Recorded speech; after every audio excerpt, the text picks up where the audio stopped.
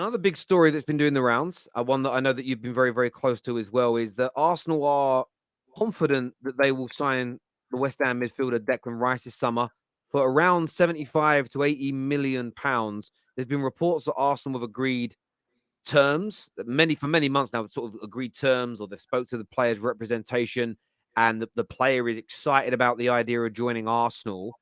What is the latest on Declan Rice joining Arteta's champions-elect? Well, Declan Rice will be on the move. West Ham have been resigned for quite some time to his departure. You may have noted during the World Cup that it was said very clearly by Rice that he's a bit envious of his England colleagues, particularly those playing Champions League football. And that all helps both Arsenal and Chelsea. I think Manchester United have looked, and Newcastle can't be discounted, but the leading contenders have always been Arsenal and Chelsea. And there's maybe been a narrative around Chelsea and Rice being friends with Mason Mount. But of course, Mount could end up leaving the club in the summer, with Liverpool's interest being very genuine. And right now, Arsenal's confidence in getting Rice is because their project is more further developed. And Rice has spoken quite glowingly about Mikel Arteta. Both clubs will try, for sure. But Arsenal are more confident at this point because they believe that there's simply more they can offer Rice in the short term, and in the long term, there's that stability behind the project. Whereas with Chelsea, they might be able to provide Rice with, as with Mudryk, a more competitive package or a higher wage. But who knows? Because Arsenal's strategy may change a little bit. If they're Premier League winners, if they're in the Champions League, they might be a bit more flexible with a very disciplined recruitment policy. And if they really want a top target like Rice, then they may depart from this stringent, it's our price or no price approach that we sort of saw with the whole Mykhailo Mudryk saga. In terms of price, you'll hear David Moyes say if Enzo Fernandez is a British record transfer at about 107 million pounds, 121 million euros, then Declan Rice should be the same price or more. And that breeds back into West Ham's desire last summer, when they were putting sky-high prices on Rice as well, in excess of 100 million, to try and price him out the market. But the big difference now is that they know Rice wants to leave. It's a year on. And of course, West Ham could still go down. And if they do so, then the suitors will be in an even stronger position. So I'm still told, as I have been for months, that the suitors are quietly confident of getting Declan Rice within a ballpark of 70 to 80 million pounds. And 70 to 75 is lower end and less optimism, and 75 to 80 is seen as very competitive. And the whole market with midfielders has been a bit warped. And that's what kind of intrigues me, that if you're West Ham, you're saying to Arsenal, you put 70 million down for Caicedo. If Chelsea come calling, you say you put 107 million down for Enzo Fernandez. But this is a different window, a different time, with more midfielders on the market. And you have to look at the players' contract situation, and you have to look at what division West Ham are playing in. There's all kinds of variables, which is why these like-for-like comparisons on fees are not always helpful. So 75 to 80 million is seen as very realistic by suitors. I've been told repeatedly by sources that Rice's preference is to stay in London, which obviously helps both Arsenal and Chelsea over, let's just say, Manchester United or Newcastle. And I think that Arsenal do see themselves as the front runners here. But don't discount Chelsea. It's just about one project is stable and is going to have Champions League, and the other project has a bit of uncertainty but a lot of ambition. And if you're Declan Rice, do you want to walk straight into Champions League football because he's never had that type of guarantee of European football? He's never been in these big Champions League games before. So even though West Ham have qualified for Europe, that certainty of walking into Champions League football, that buzz of being a part of a defending Premier League champion, which is, as we know, very possible, will all be things that Arsenal can use to their advantage. And the final thing to add is just there's a big difference at the moment between Graham Potter and Mikel Arteta in terms of how they operate within the recruitment model. And Arteta's more like Xavi. He's very hands-on. He's calling players almost to the point of hounding them. He's making sure that the man management is very specific to players.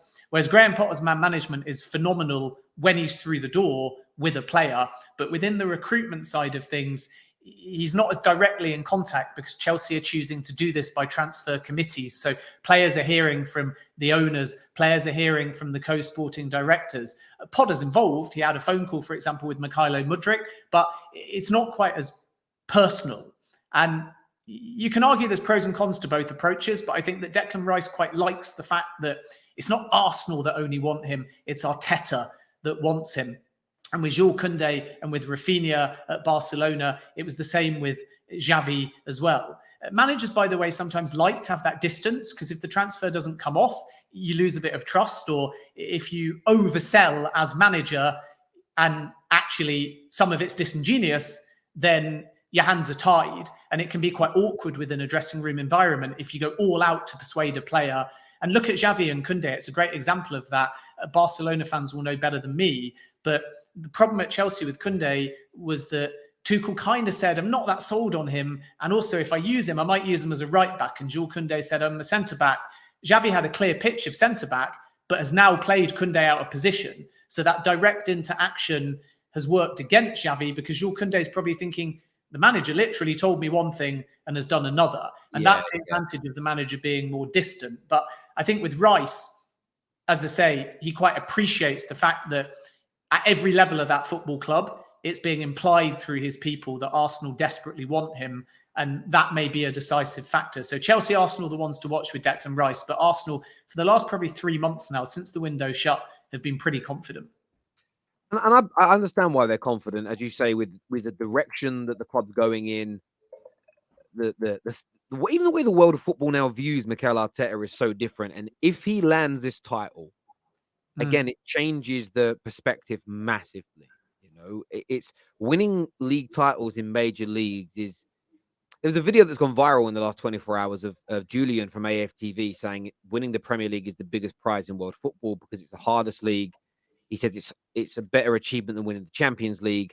I think it's a harder achievement depending on your draw in the Champions League. He does kind of ruin it a bit by saying that the Champions League is a glorified cup competition, which I think then don't play down how good the Champions League is. But winning the Premier League with Arsenal earlier than people expected is a massive and huge achievement. And that will attract people to you. Wow, what have they done? You'll be hearing great things from the likes of Bukayo Saka in the England camp.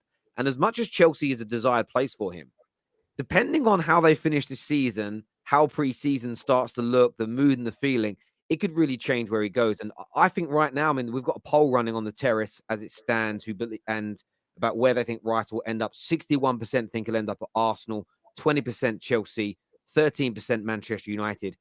And I think I'd love him at Man United. I said earlier, Jude Bellingham, brilliant in terms of what he can do creatively. I think we've already got that with Bruno and Christian Eriksen taken care of.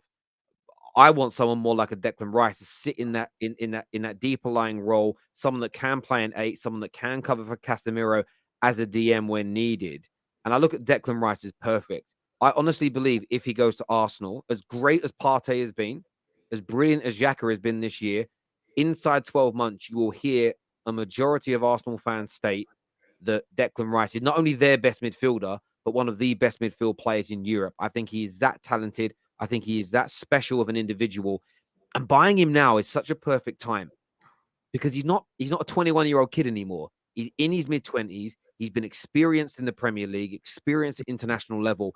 And I think a little bit like with Trossard, but with even more quality, it's someone that has got the bit between his teeth to go to that next level, to prove himself at that next level. Not a player that's been there, done it, worn the T-shirt, and it's, I'm excited about another move. This is someone that wants to prove he is of the elite level. So for me, I think Declan Rice to Arsenal is a great signing for them, and it's a worrying signing for rivals because if they can pull off 3 or 4 signings of that level of player this summer, maybe not all at that same expense, but at that level, this idea that Arsenal are going to be these one-season Leicester-like, no disrespect to your Leicester, Ben, this one-season wonder type season like Leicester, I think is crazy. And I think Declan Rice, I think he's best option. Of course, as a United fan, I want it to be Man United. If we just take my team out of it for a moment and think about everybody else, Arsenal is almost the perfect match for him. And if they can pick him up for about £75 million, that is exceedingly good business. It really, really is. Yeah, I think the value in the market is exceptional. It's kind of amusing because if you go back even 3 seasons and we were talking about 70, 80, 90 million pound players in the Premier League, most clubs would have balked at that valuation. But now things are changing, and you have to some extent, look at what a player like that will bring in the long term. And this is what Chelsea in particular are trying to do with their new model.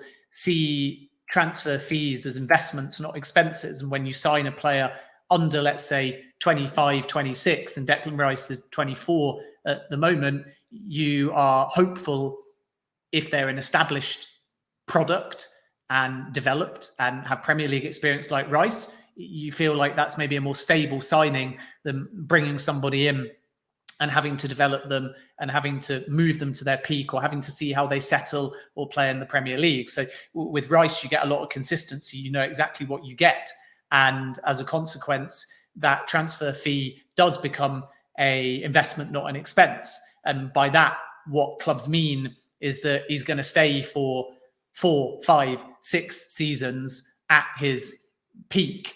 And as a consequence, will be worth every penny. And even if things didn't work out, by the time the player hits 27, 28, you would be hopeful of getting a chunk of that money back. So the younger the player is and the more established they are and the more value you feel like you can get from the fee and the longer they might stay at your club, the more financially speaking you feel that you've done good business. So it's not only about looking at the money paid and the fee and discussing whether it's a rip-off or a bargain. It's also about looking at the wages and how long they stay at the football club. And I always give the Mykhailo Mudryk example here. If you sign him for 70 plus 30, first of all, that 30 isn't paid unless the team succeeds on different levels or the player hits certain milestones. And then with the guaranteed part of the fee, of course, it's a massive amount of money. But by signing a long-term deal, the player's package is lower now than it should be if he succeeds in 2-3 years' time. And when does he get a renewal? When does he get bumped up if he's deserving in terms of his form of being a £200,000 a week player? When does he get bumped up from 97,000 to 200,000? Is it after year 2? Or because he's on a 7+ year contract, is it after year 4? And if it's after year 3 or 4, then you get potentially 3 or 4 seasons where the player is on paper worth more than you are paying him in terms of his financial package. And if that is at the tune of 97,000, or let's just call it 100,000 instead of 200,000 over 3 years, that all adds up to a lot of money. And if you've got 3 or 4 players like that on your books, then suddenly your outlay in terms of your transfer fee was high, but your saved wages is recouping a lot of that. And ultimately, in the case of Mudryk, he's kind of paying for the add-ons himself. So that's all very neat if it works. But of course, the counterpoint that's worth saying, and this is what we mean about that question about brown envelopes, where some people will be going nuts right now saying it's all just PR, saying that Chelsea's project is about young talent, success, saving on money. Here's the counterpoint that may not get listened to or quoted, that if Mudryk doesn't succeed, then financially speaking, the club is in a hole. And then if modern football means that there's unrest in the dressing room because the player's not happy with the fact that he doesn't get a renewal, then that's a kind of human issue the club have to deal with. It's all very well saying just because he's there on a 7-year contract, if after 2 years he's the best player in the Premier League in his position, can Chelsea still say no renewal until year 4? Or do Chelsea then have to say, sorry, we're going to, change that? Sorry, as in to their accountants, we're going to change that because the player's really peeved off that he's on what he construes to be a modest wage. And this is the sort of challenge between looking at the vision on paper and saying it's all very neat if it works, and then looking at the vision in practice and saying, yikes, things might change because players have got individual personalities. The dressing room is big. Everyone knows what all the other players are on. And then coming back to Declan Rice, it's again about what kind of package the club can offer him. So if they do have to pay a large transfer fee, they can recoup on that. And that might be because it's very incentive driven. It might be because in Arsenal's case, compared to Chelsea, the wage could be lower. It might be because there's clauses, like if we don't qualify for Champions League, it goes down. So then you're saying to Declan Rice, have that 150k, 200k, whatever the wage is. But if we don't qualify for the Champions League, there's a 25% reduction. And Manchester United have always had that in their contracts. That's why Cristiano Ronaldo felt so annoyed over the summer in many ways, because he'd scored, I think, 18 Premier League goals and the wage, if he stayed, went down. So there's all these considerations. So it's not only about 75 million being value for Rice, it's about the package for a young player making sense to the club and, of course, the player in order to get a deal done. Yeah, couldn't agree with you more. And I think there's a lot of gooners out there who have this kind of notion of, I don't want the club to break the transfer sort of, they don't want to break transfer records. I get that. I don't know why they want that, but I get they don't want to do it on Declan Rice. Maybe they don't see him as prestigious enough. But this whole wage structure thing, a lot of gooners have got to get it out their head. They've got to break wage structures when they're achieving, but you do it by maintaining the standards at the football club, the culture at the football club, how Fergie did at Man United, how Pep is doing at Manchester City. Because the reason that Arsenal fell off from those early noughties, 04, 05, 06, and they progressively got worse up until Mikel Arteta took over, is because they allow a lot of their best players to leave, or they failed to sign. How many stories have we seen in the last decade of nearly signing Zlatan, nearly signing Yaya, nearly signing Ronaldo, nearly signing X, Y, and Z? And on top of that, losing all their best players to Man City, to Arsenal, to Manchester United, etc. That's because they just weren't prepared to pay the wages that everybody else were prepared to do. And if Arsenal fans, aren't, don't push for this, they bring in 2 or 3 really talented players and renew 2 or 3 contracts, and they're paying them all 250 grand a week. As long as the culture at your club is right and people are not believing they can just down tools, this is an easy ride, I'm getting paid all this money and don't need to deliver, there's nothing bad about it at all, because the top clubs get success whilst paying. Look at the salaries that Barca were paying out to their star players in their pomp period of a decade, and they were achieving everything. They did did they do 2 trebles in that time? So I just think Arsenal fans have got to get out of this mindset that spending big money or paying big wages is a sign of, is a bad sign. If you don't do it, you end up where Liverpool are, where you create a very good team that wins, but when they age out and or players leave, you start again from sort of a development phase, which means you're going to go through 3 or 4 years of being fairly barren in terms of winning league titles, because the team isn't ready at that moment in time to achieve. So, yeah, look, it's going to be interesting to see what Arsenal do. There's no doubt about it whatsoever.